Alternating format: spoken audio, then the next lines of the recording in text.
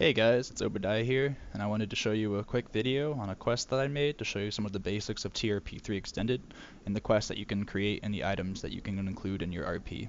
I really think this mod is great because it not only allows you to create your own content, but also makes your RP more immersive and more enjoyable for other people as well. Obadiah right now is currently in the midst of Winterguard Keep, where he is RPing heavily against the Scourge and actively attacking Geists.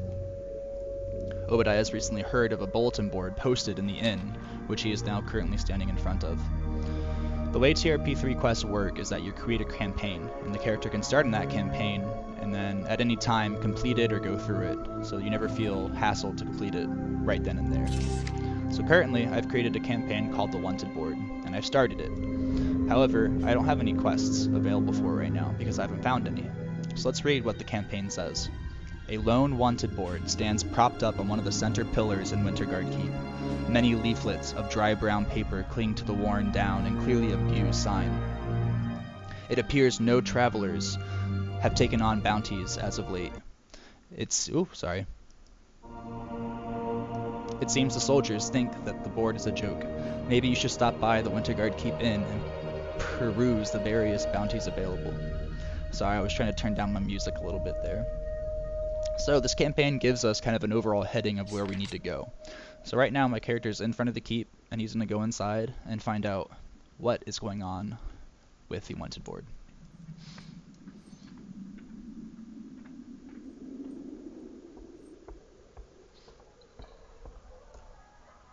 So the first thing you'll notice, if I right click this, it's no longer really usable by Obadiah. It's because he's already completed the quests in WoW, and as an effect, I can't really, check postings anymore. This is the first thing that I noticed when I actually got into this area and I wanted to make it usable again. So I've created an item in TRP3 called Interact, which allows me to interact with my environment, and depending on where I am or what I'm interacting with, it'll do different things. So in this case, because I'm so close to the wanted pillar, it'll actually open up the item that I created for the bulletin board. So a couple things happened there. You could see that there was a search bar which told that the item was actively searching for something, and then I heard a noise as well. It sounded like looting almost, which I thought kind of is emblematic RP-wise of your character searching. And all of a sudden this popped up and it says the wanted board, a local bulletin posting for the bounties in the area. Many of these postings have quite the payout, most likely because there are no brave souls to take them on, or possibly because everyone is focused on the Geist invasion. Maybe I should track down these fiends. It would certainly raise the morale of the soldiers. Gore the Undying. Such a foul beast. During the ransacking of the carrion fields, this behemoth was last seen trudging into the destroyed keep, carrying mounds of corpses and incapacitated citizens. No doubt for its own gluttony. The howls of the men and women can still be heard from that keep. Please, someone kill this vile abomination. Offering 70 gold for his head. Unfortunately, I think that's supposed to say silver, and I need to change that later, but let's definitely just go ahead and accept the contract. So if we click this button, it automatically closes the document for me, plays out a noise, and starts a quest called Gore the Undying. So officially now Obadiah has a quest that he needs to complete. So let's go ahead and open up my quest logbook and see what it found. And here it is. You've taken on the gruesome task of fighting the behemoth, Gore the Undying. Locate Gore in the carrion fields. Once you found him, hopefully undetected, try inspecting the behemoth to find out how to take it down. Try the decrepit keep in the carrion fields. Gore was last seen going inside after the destruction of the village. And this is one thing I really like about this add-on, is because you don't have any kind of quest helper. You don't just have an arrow on your map and little yellow dots and shit to suddenly tell you where to go, what you need to do. You actually have to do a little bit of reading, much like vanilla WoW. And I really, really value that in this game. So my character is going to go ahead, mount up on Madeline, and travel over to where he's supposed to be. And for the sake of time, I'll go ahead and speed up my character.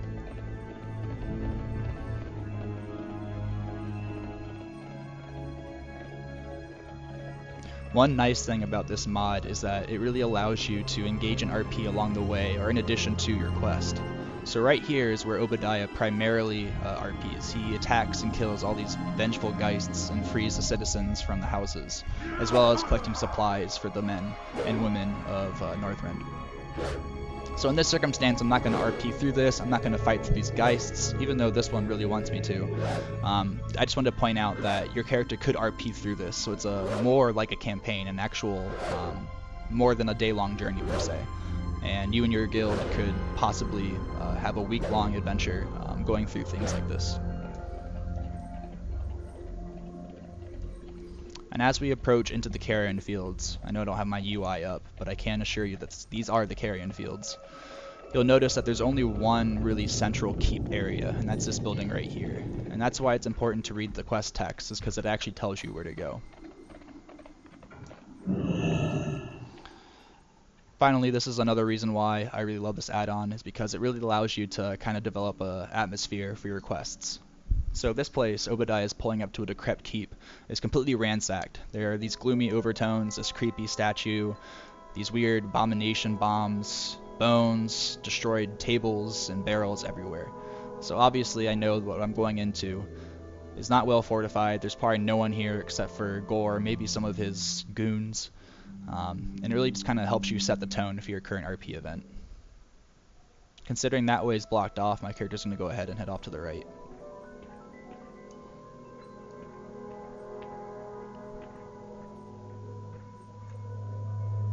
Looks like that way's blocked too. Let's try it this way. Oh, I think I found him. So at this point, I'm going to introduce what's called campaign NPCs. So this character, or I'm sorry, this abomination, is normally called Turgid the Vile. However, you'll see at my target pane at the top, his name is Gore the Undying. This is because your TRP3 mod allows you to change the names of NPCs, and even give them specific tooltips. So if I actually hover over him with my cursor, you'll see in the bottom right a little name and then also a little description of the actual monster. And in that description it talks about how there's these loose walls of his intestines and they're falling out, he's choking on his tongue, and he turns to me and he notices its upcoming meal. It really helps to just add an extra element of RP and narration into your quests. So my quest went ahead and told me to inspect the target. And I'm not going to, obviously, if I do this, nothing happens. So TRP3 also adds in this nifty little toolbar, which has 4 actions on it. These 4 actions appear whenever you target something. So if I untarget him, they disappear. If I retarget them, they appear. So it told me to inspect. So let's go ahead and inspect him. Alright, you'll see a few things happen there. The quest sound played again, so that probably means there's like an updated quest or maybe updated information, excuse me. Furthermore, you'll see that something just emoted around me, and that wasn't anyone else. There's no one else around me. The inspection actually caused an emote from your character to happen to narrate the quest. The horrible monstrosity is before you, its guts and innards almost spilling out onto the floor. You can visibly see its distended intestines writhing. They are actually moving. You see a handprint press out from the mucous membrane trying to get out. He must have just ate. You additionally notice how many of its stitches are loose. Clearly, it was only made for the initial sacking of the outside village. It should have not made it this far. Maybe you could use those stitches to your advantage. And at this point, now your group or your character or whoever's on this quest has an inkling of an idea of how to kill this monster in an RP situation. Obviously, I'm not going to RP this information out. I'm just going to shoot him once and kill him. But it's a nice way as a dungeon master or a content creator to kind of guide your group into a creative way of taking down the target. So let's just go ahead and aim shot this abomination and kill him. Furthermore, we saw that the quest information changed as well. So we completed the first objective and now a second objective popped out. Perhaps you should aim for those loose stitches, as we found out from the narration. Interact with Gore once you've defeated this monstrosity. And that's another one of the actions, which is right here. And it appears that I just butchered the creature from that noise. Furthermore, my chat tells me that I got a Gore's head item. So if I open up my inventory, we actually see that I have a head now in my inventory, probably as proof that I killed the monster. Furthermore, I had more of my quest updated, excuse me, and we can see now I need to take it back to High Lord Leoric von Zeldig for my reward. And I should have added more closely where that NPC was. He is in Winterguard, and I'm just going to fly back for the sake of time. But it is kind of nice not to have all the information and actually make your character search for it or actively RP and try to find him out. Maybe you'd ask another character if they knew where High Lord Leoric Zeldig is, and the like. So once we get back, we can't physically go up to an NPC and hit /trade. That's just not how it works, unfortunately. So what you can do instead is this item actually has a use button on it, and what that does is if you right click it, it'll actually try to use the item in that event. So probably it's going to try to trade the item. So let's first try trading it to this NPC, which is the incorrect one. It says you must find High Lord Leoric Van Zeldig. So that probably means we need to target him. And let's try it again. Showing the head, and it worked that time. So received silver 80 coins. High Lord Leoric appears quite impressed as you drop the behemoth's head before his feet. He smiles and flips you a sack of coins. And you can see here, now I have 200 silver coins as opposed to only having 120 or so. And shabam, Obadiah has completed a rather daunting mission of killing Gore the Undying, a horrible beast inside the keep, and has possibly saved citizens from being captured and dying. Unfortunately, he couldn't save the ones that had already been ingested, but at least this prevents future people from dying. And that, more or less, is how quests play out, and you can really get creative with things. I'll go ahead and show you some of my information stuff, but here's the wanted boards, that's the campaign, here's the Gore Undying quest, and there are only 3 items that I created in total. There's still a lot of other information that goes into it, a lot of code, a lot of items and the like, but once you get comfortable and used to doing this kind of stuff, doing a quest like this maybe can take you 30 minutes max. And most of that time is really just looking up like sound effects and stuff like that. So it does take time, but I think it can really add some interesting RP, and if there are entire guilds doing it and creating content for each other, I think it can make for a really fun time. Anyways, that's going to do it for right now. Definitely come out next week on Thursday. Check out our RP event where I am teaching you guys how to use TRP3. I'll be going through the basics of how to create fun charters. So I'll show you our current guild charter. Give me 1 second to add it to my inventory.